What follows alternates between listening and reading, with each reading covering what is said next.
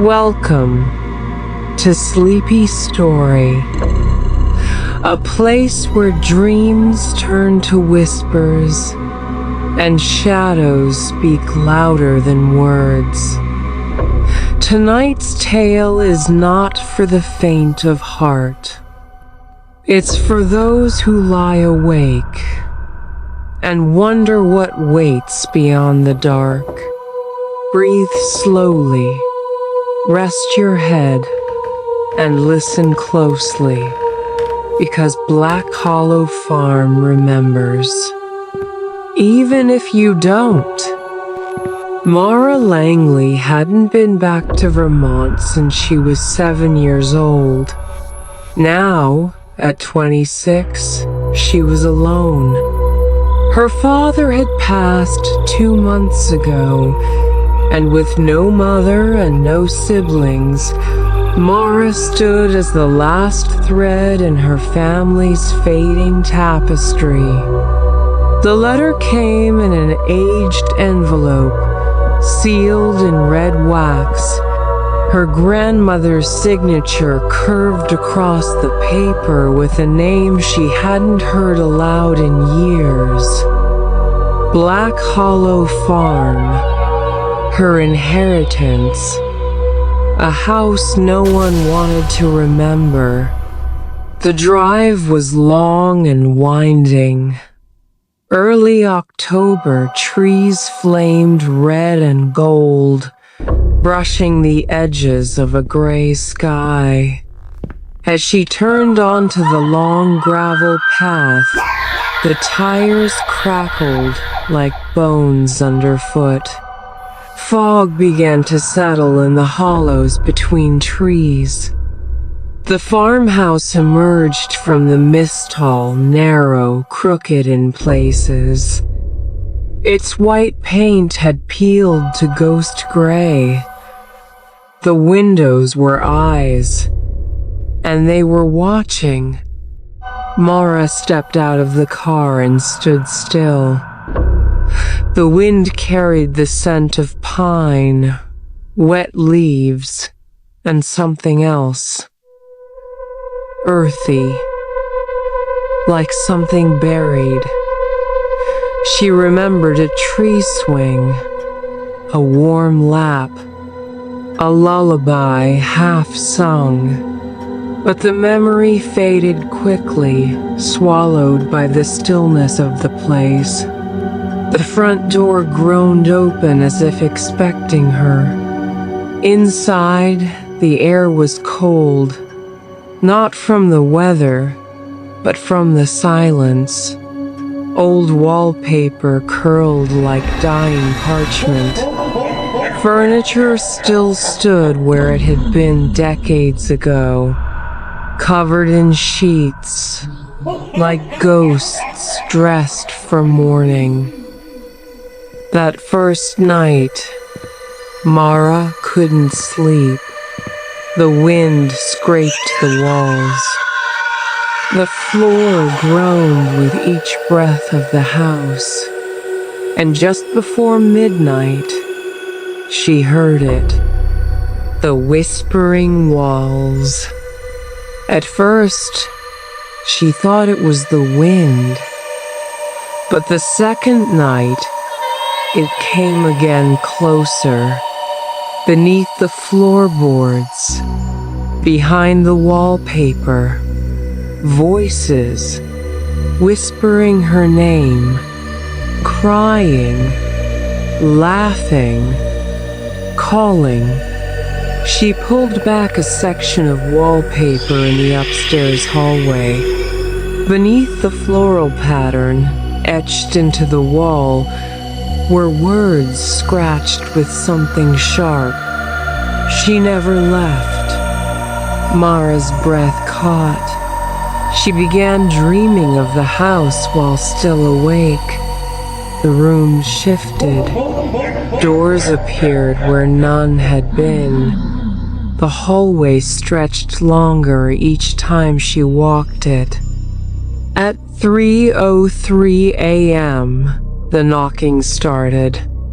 Always 3 knocks. always from the walls. Mara began keeping notes. Her handwriting shook. Day 4. The mirrors don't show me. Day 6. Something touched my hand under the bed. Day 7. I heard my father's voice in the attic. She hadn't spoken to anyone in over a week. She wasn't sure who she was anymore.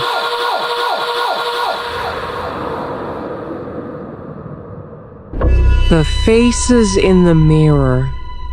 In the attic, Mara found a tall mirror hidden beneath a dusty tarp.